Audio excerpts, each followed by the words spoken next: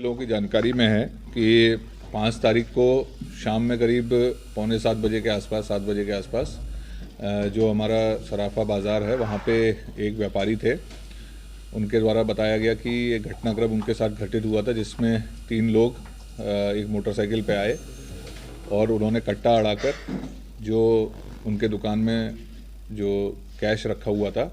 उसको वो लूट कर वहाँ से मौके से फ़रार हो गए। जैसे ही पुलिस को सूचना मिली, पुलिस तत्काल मौके पर पहुंची और पूरे घटनास्थल का हम लोगों के द्वारा अवलोकन किया गया। उसके बाद तत्काल पुलिस ने मामले को गंभीरता से लेते हुए हमारी पूरी टीम इसमें लगी।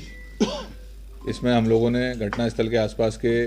और जो दुकान जहां पे घटना हुई थी वहां के आसपास की कई गलियों के, इसके अलावा शहर के करीब 150 से ऊपर कैमरे हम लोगों ने उसमें खंगाले। उसमें हम लोगों को घटना से संबंधित काफ़ी महत्वपूर्ण जानकारी मिली, जिसमें हमें जो आरोपी थे वो किस प्रकार से आए, उनका हुलिया क्या था, कौन सी घटना में उनके द्वारा गाड़ी प्रयुक्त की गई थी, किस प्रकार से उन्होंने घटना को अंजाम दिया, कहाँ से वो आए थे, किस दिशा में वो गए, ये सारी महत्वपूर्ण जानकारियाँ हमें सीसीटीवी के अवलोकन से प्राप्त हुई। इसके उपरांत जो उनका हुलिया था उसके आधार पर हमने अपनी टीमों को सक्रिय किया। हमारी टीम में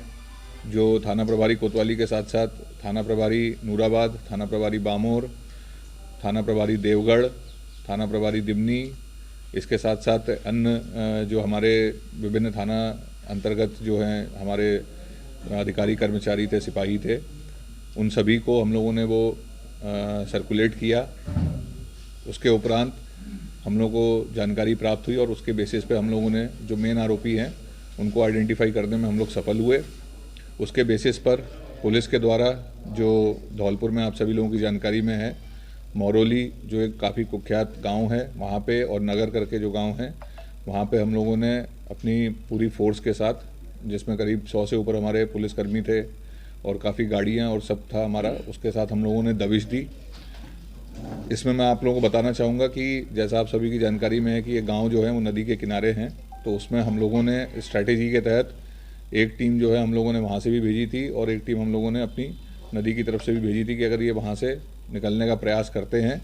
तो उसमें फिर इनको हम लोग घेर के पकड़ सकें। हमारे द्वारा प्रयास किया गया, किंतु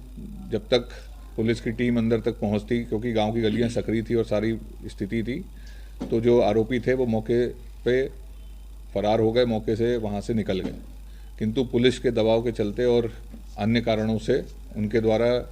जो धौलपुर पुलिस है उसने मुख्य आरोपी को फिर एक दिन बाद जो है उसकी गिरफ्तारी की एक अन्य मामले में। इसके उपरांत जब उससे पूछताछ की गई और उसके आधार पर फिर हम लोगों ने आगे कार्रवाई की, तो इसमें घटना में जो दूसरा आरोपी था उसको हम राउंड अप करने में सफल हुए।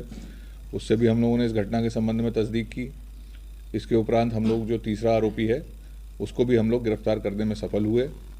तीनों आरोपी में से जो 2 मेन आरोपी थे, जो एक धौलपुर में गिरफ्तार हुआ है, जो एक अभी हमारे यहाँ पे गिरफ्तार हुआ है, बहुत ही शातिर बदमाश हैं। इनके पूर्व में भी कई अपराध हैं, यहाँ पे भी राजस्थान में भी कई गंभीर वारदातों को इन्होंने पूर्व में अंजाम दिया है।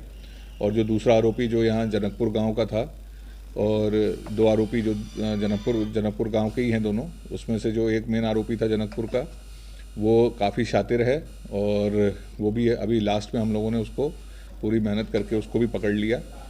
इन तीनों आरोपियों से करीब हम लोगों को जो लूटी गई रकम थी उसमें से करीब 6 लाख का मशरूका